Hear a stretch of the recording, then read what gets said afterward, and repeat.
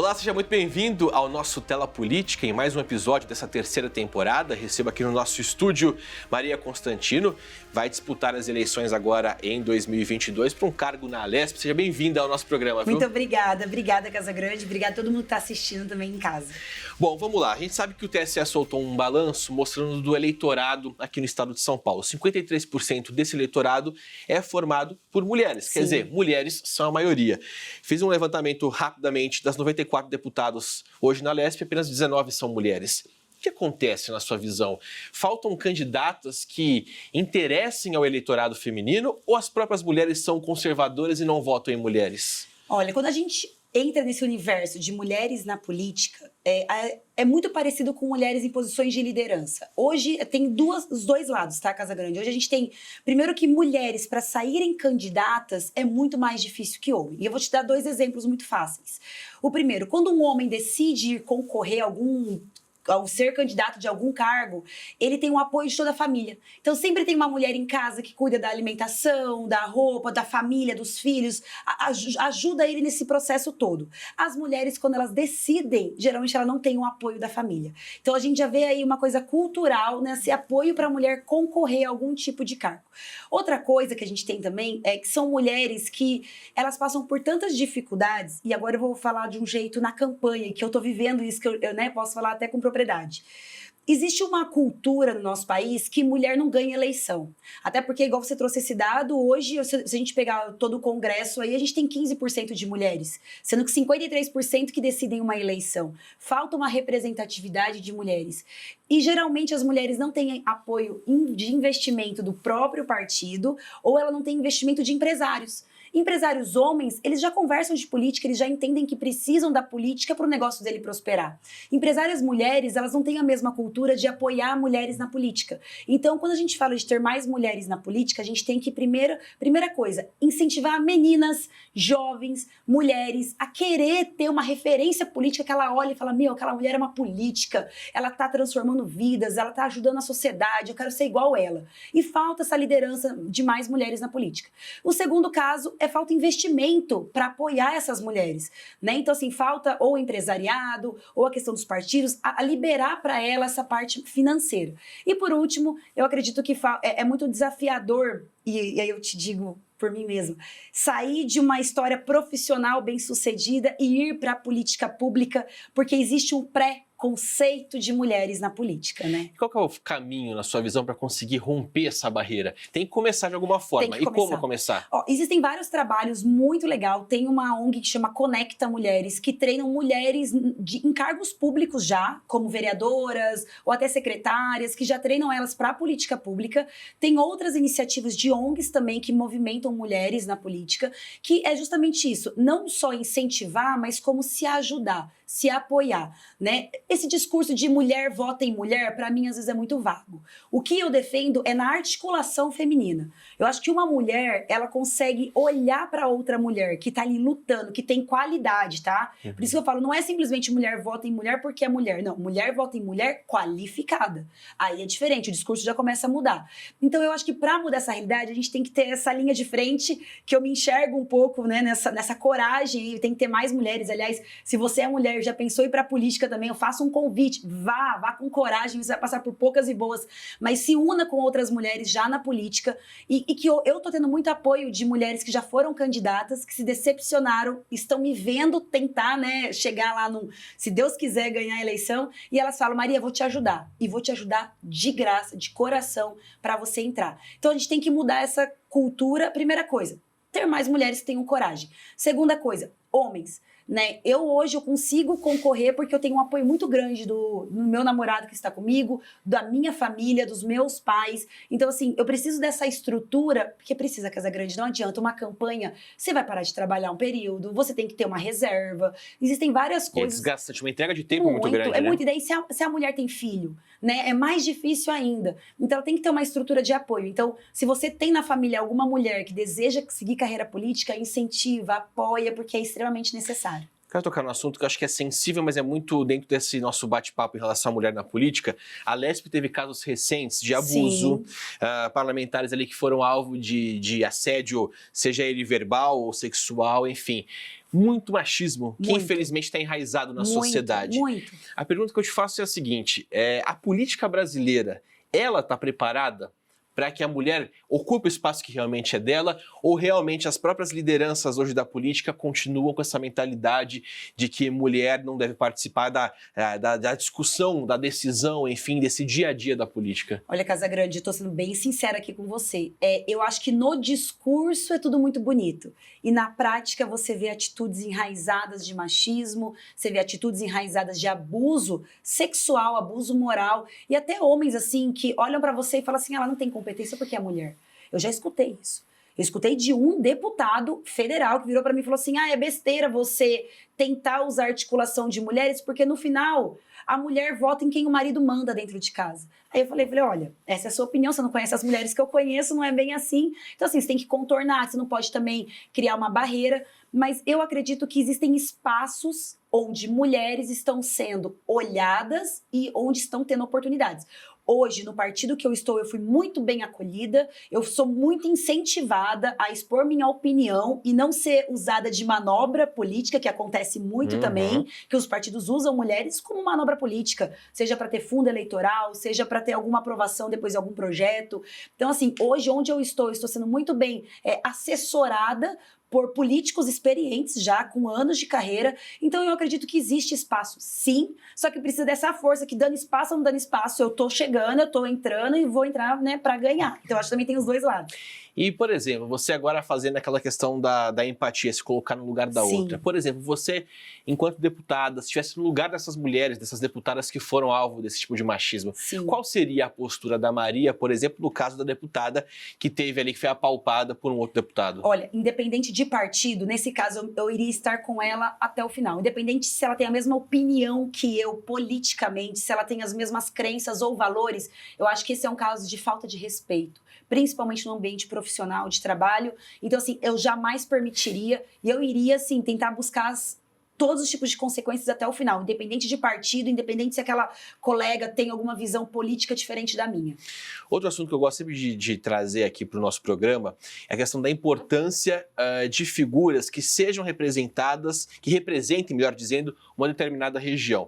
A gente teve um caso específico em 2018, candidatos que vieram para a região, conseguiram votações expressivas aqui na região e nunca mais voltaram.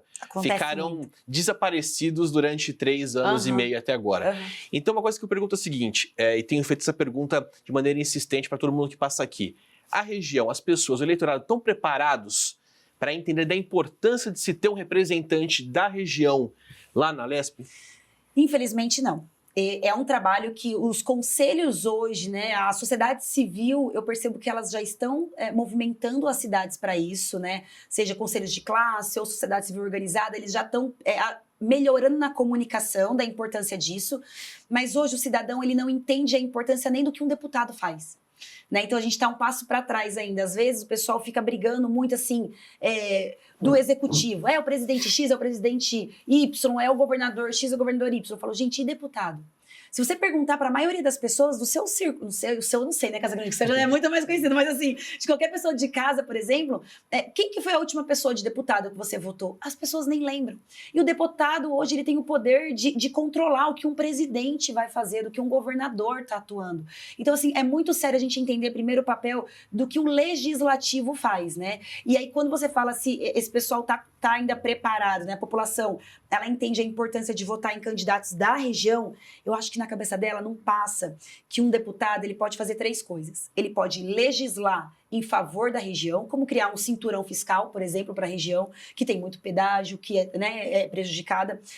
O deputado, ele pode fiscalizar o executivo da região e ele pode também trazer emendas, verbas e projetos para a sua região. Então eu acho que isso falta esse entendimento muito claro para a população que eu votar em um deputado da minha região, ele vai ajudar a minha região a desenvolver. E se a minha região desenvolve, o meu negócio desenvolve, a qualidade da educação dos meus filhos melhora, eu vou ter vaga na creche, eu vou lutar por um problema regional, porque a gente tem isso, né? O interior, gente, sofre muito mais do que problemas da capital ou de grandes centros, né? Então, se você vota em candidatos da sua região ou do interior, ele vai olhar para as suas dificuldades. Então, eu acho que é uma coisa que ainda a gente tem que trabalhar muito na conscientização. Pegando o gancho nisso, fazer um comparativo. A realidade do oeste e do noroeste paulista é diferente da região metropolitana de Campinas, muito por exemplo. Diferente, e ambas estão no interior. Exatamente. Então, por isso que é importante. Então, pegando o gancho nisso, pelas suas andanças, enfim, pela sua vivência aqui na nossa região, o que você enxerga de prioridade para a região de Prudente, para a região de Rio Preto, enfim,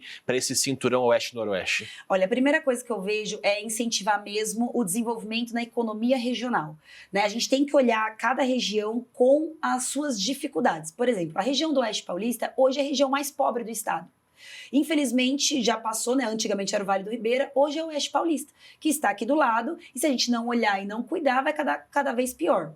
É conhecida como a região dos 3 P's, que é pobreza, pedágio e presídio, né? Então, se nós não tivermos esse olhar que já está instalado lá, e olhar o básico, Casa Grande, lá na região do Oeste Paulista é o básico, é a pessoa ter vaga para ser atendida na saúde, é melhorar, por exemplo, assim, a infraestruturas da saúde, que lá no Oeste Paulista, aqui já é outra necessidade, né? E lá também tem muito essa questão da gente incentivar algum desenvolvimento regional pautado nos títulos de terra que o pessoal recebeu lá no Oeste Paulista, que foi uma luta durante mais de 100 anos, né? Então, assim, agora conseguiu. Então, o que vai ser feito? Qual o projeto? Qual é a verba? Como que esse pessoal vai se qualificar para não perder esses títulos também do dia para a noite, né? Fora isso, a gente tem uma questão muito séria, que é essa questão dos pedágios. Tem muito pedágio para chegar, a gente está na pontinha, a gente está ali, né, eu tô falando mais do Oeste Paulista, nós estamos entre o Mato Grosso do Sul e o Paraná. Indústria, empresa, quer ir para esses 2 estados, que ICMS é bem menor, o imposto estadual é muito menor. Ou seja, a gente tem que criar algum tipo de incentivo ou benefício para a região. E outra coisa, aqui em Rio Preto, a gente tem que entender qual que é a necessidade regional. Vamos criar projetos e incentivos, então, para a demanda que está sendo buscada de empresários, de indústria, daqui. Não adianta a gente criar vaga junto com a ETEC, que é um exemplo maravilhoso, profissionalizante, para fazer indústria de sapato, sendo que a região não tem indústria de sapato. Então, a gente precisa entender, primeiro, com dados e levantamento, o que está sendo mais demandado. E a gente criar oportunidade para o jovem. Isso é importantíssimo, porque a questão do emprego, né? A gente sabe que São Paulo teve um desempenho melhor perante outros estados brasileiros, mas o desemprego ainda é muito impactante, muito né? Impactante. Vamos virar um pouquinho a chave aqui, quero falar um pouco sobre a sua carreira, né? A sua base, a sua origem. Você é engenheira ambiental, sempre foi focada em sustentabilidade de marcas. Aí a pergunta que eu faço é a seguinte, como que esse know-how que você trouxe, dessa sua vivência na iniciativa privada, pode ser colocado em prática na iniciativa pública? Com certeza. Realmente, eu sou formada em engenharia ambiental, eu fiz pós-graduação em direito ambiental. Tem 3 grandes agentes, Casa Grande, para mudar uma realidade de qualquer cidade, tá? São 3 agentes que eu sempre falei nas empresas que eu trabalhei, nos serviços que eu prestei, que é o seguinte: o primeiro agente para mudar a realidade é o cidadão. Quando o cidadão ele entende a real importância dele, o papel de cidadão que ele tem no poder de escolha, o cidadão começa a consumir de marcas regionais, o cidadão começa a escolher qual candidato vai cuidar da vida dele, que vai servir ele, porque a política é isso, é servir. Então o cidadão, quando ele quando ele se apropria do poder de escolha dele, ele é um agente maravilhoso para a transformação.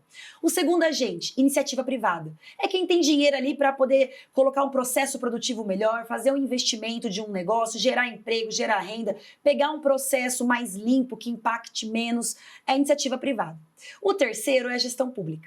Não adianta, esses 3 agentes, eles precisam conversar em todas as áreas que existem na sociedade. Desde como é feito esse estofado, a roupa que eu estou usando, os equipamentos aqui do estúdio, tudo isso aqui foi extraído de algum recurso natural e é preciso desses 3 agentes escolherem conscientemente a melhor decisão para isso. Então, eu sempre acostumei trabalhar com 2. Eu tenho um perfil na rede social que eu sempre trabalhei com um cidadão, né? Eu tenho um perfil que fala sobre sustentabilidade há mais de 5 anos, já palestrei para mais de 50 mil pessoas presencialmente, fora o online, já conversei com várias pessoas, então eu sempre tive um trabalho na conscientização do cidadão, para o cidadão viver melhor, viver bem.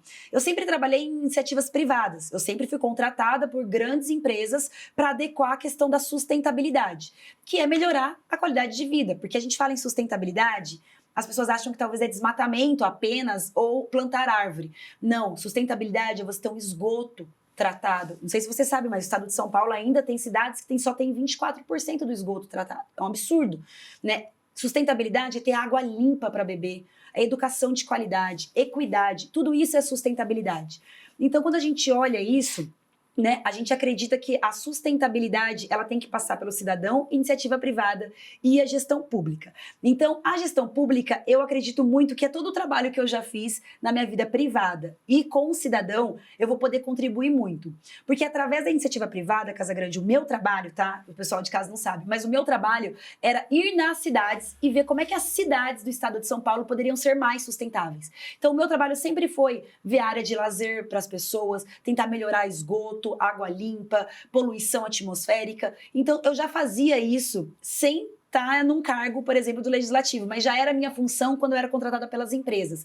Então, eu acredito que, através da minha experiência, já mais de 12 anos de experiência que eu tenho no setor privado, eu vou conseguir contribuir muito com a gestão pública, justamente por entender a necessidade do empresário e a necessidade do cidadão. Olhando agora de maneira mais minimalista ou de maneira mais simplista, se assim a gente pode falar, você acha que o poder público tem feito o papel dele em relação à sustentabilidade? Não, de maneira O alguma. que falta? Na verdade, falta alguém ter como pauta prioritária o desenvolvimento sustentável.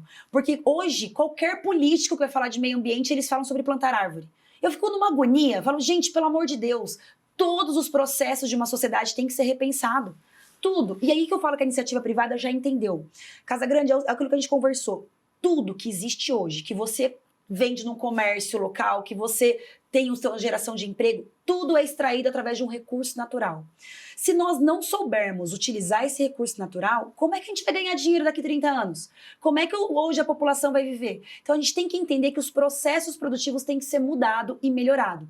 Em pleno 2022 já passou da hora da gente ter pauta prioritária. Não precisa ser todo mundo, mas alguém tem que ter pauta prioritária nesse assunto, né? O Brasil, para mim, é uma potência sem igual. O estado de São Paulo, então, nem se fala, por ser um estado bem desenvolvido tecnologicamente, até por ter muita infraestrutura.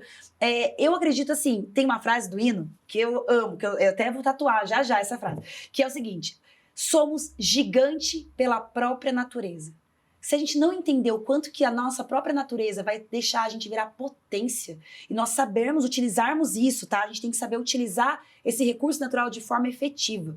Não é simplesmente parar. Eu acredito no desenvolvimento econômico sustentável. Ou seja, acredito que a gente tem que gerar emprego, gerar renda, crescer, desenvolver, mas pautado no princípio da sustentabilidade.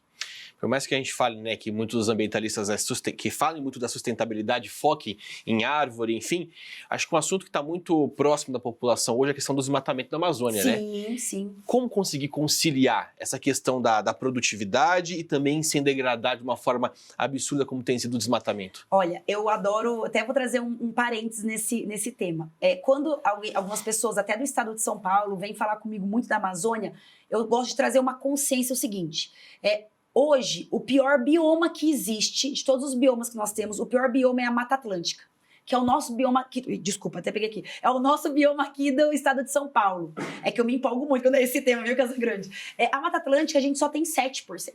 A gente já acabou com a Mata Atlântica. E a nossa região, por sinal, é uma das mais preservadas, viu? Então isso é lindo. A gente conseguir trabalhar economicamente, gerar dinheiro e emprego através disso também, que é uma outra pauta. Mas assim, se a gente pegar a Mata Atlântica, o nosso estado, a gente tem um trabalho para a gente poder reflorestar isso enorme, gigante. Então a primeira coisa é olhar dentro de casa. Dentro de casa, que é o nosso estado, a Mata Atlântica, ela precisa de muita atenção. Não que o desmatamento da Amazônia não seja importante, né? E daí eu volto para a tua pergunta. Como é que a gente cresce respeitando os recursos naturais? Existem hoje processos, desde política pública, um exemplo bem claro. Hoje, para você exportar soja, tem que ter um contrato que aquele material, isso foi um acordo na parte ambiental com os produtores, aquele material produzido, ele é declarado que não está em área de desmatamento, pelo menos de 2 anos atrás. Então, assim, você vê que cada vez mais a gente consegue, através de política pública, chegar num setor que talvez exploraria de um jeito inadequado, sentar com ele na mesa e falar, vamos resolver isso? Porque é uma demanda cobrada internacionalmente. Então, assim, é algo que não tem como voltar atrás.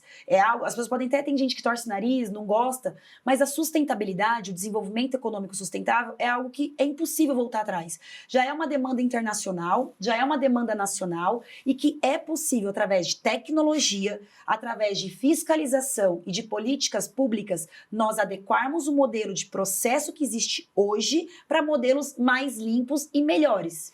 Falando em fiscalização, enfim, o atual governo tem esse interesse em conseguir realmente fiscalizar essa conduta? Ou se a gente voltar no antigo ministro do Meio Ambiente, vamos deixar passar a boiada, é o que a gente está vendo ao longo de todo o governo? Inclusive, é até muito legal você falar isso, que eu sou uma pessoa, eu sou técnica, né? Então eu tô indo pra política, amo a política justamente por isso, que é para eu trazer essa minha visão técnica para isso. O que eu fiz, tá? Eu entrei em contato com a equipe de todos os pré-candidatos, independente de partido político, pedindo plano de governo na área ambiental. Justamente já que eu estou indo para a política, eu vou ter algum governo que eu vou ter que apoiar, eu vou estar junto, então eu preciso saber qual que é o plano de governo dele pautado na questão ambiental. E eu estou muito feliz, assim, que eu estou podendo ter acesso. Eles não me liberam um plano de governo inteiro, minha equipe está tentando, através de contatos ali maiores, eu conseguir ter acesso a isso, até dar palpites, que independente de qual ganhar, eu quero estar junto para eu poder desenvolver, porque eu sou técnica, eu entendo. Então, assim, é uma coisa que eu vou adorar desenvolver. Mas te respondendo, eu acredito que não, e eu acredito que, na verdade, nenhum governo teve um olhar técnico real sobre a questão do desenvolvimento sustentável.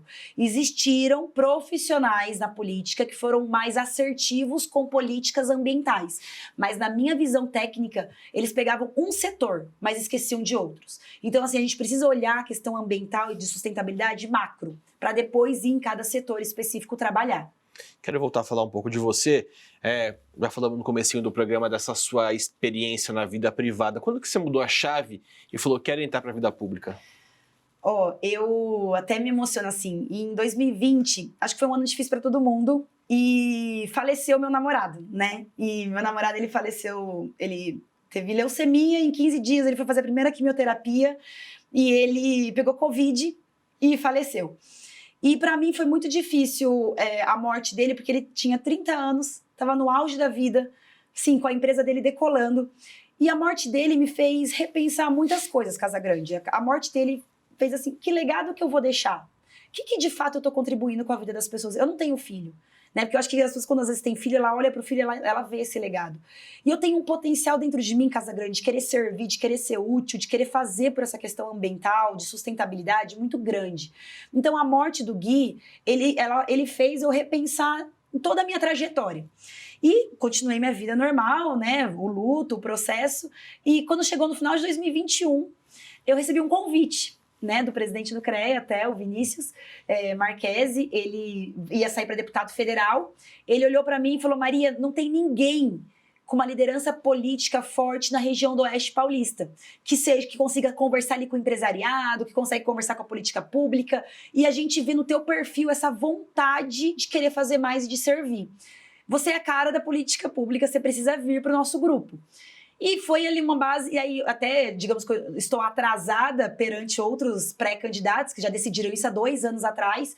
Eu decidi em maio desse ano que eu viria, porque eu tive todo um trabalho de entender que a minha vida profissional eu fiz até agora, que eu não ia perder espaço, porque eu demorei para conseguir virar autoridade, referência na área que eu trabalho hoje. Então, como é que era isso? Eu jogar tudo isso fora para vir para a política? Dá medo, principalmente pela questão de ser mulher, que a gente já conversou no começo.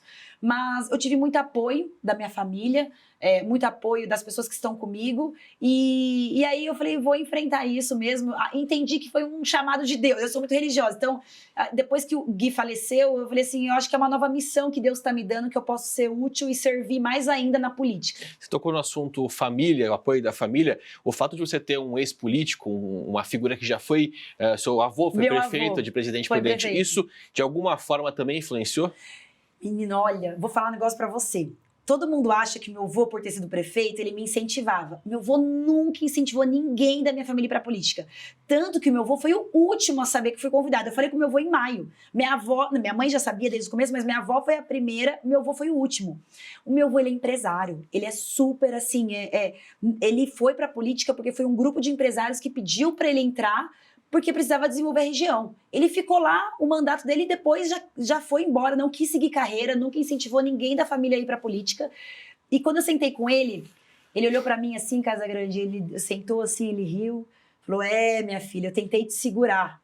Já vieram pedir seu nome para mim há 6 anos atrás, vieram pedir seu nome há 4 anos atrás, e eu falei não. agora Deus achou um outro caminho para te chamar para política. Você vai ter que ir para ver se é o que você quer. Então, assim, ele não me apoiou no sentido... Ele me apoia hoje, mas ele nunca me incentivou. Só que não adianta. Ser neta dele e da minha avó, que minha avó ela faz muito trabalho social, ela que levou o Hospital do Câncer para Presidente Prudente, para você ter ideia, há 35 anos atrás, fazendo pão de queijo com as mulheres para levantar recurso. Ser neta do meu avô e da minha avó me formou para servir. O meu avô sempre defendeu o Brasil acima de tudo, no sentido da gente ser patriota, da gente cuidar da população, ter empresa para gerar emprego, pagar imposto. Ele sempre fez a gente fazer muito trabalho social para justamente furar muito nossa bolha sempre. Então, assim, ser neta deles acabou me formando para onde eu estou hoje. Mas que ele incentivou, nunca incentivou. Foi algo que... O convite veio de alguém que nem sabia do meu avô.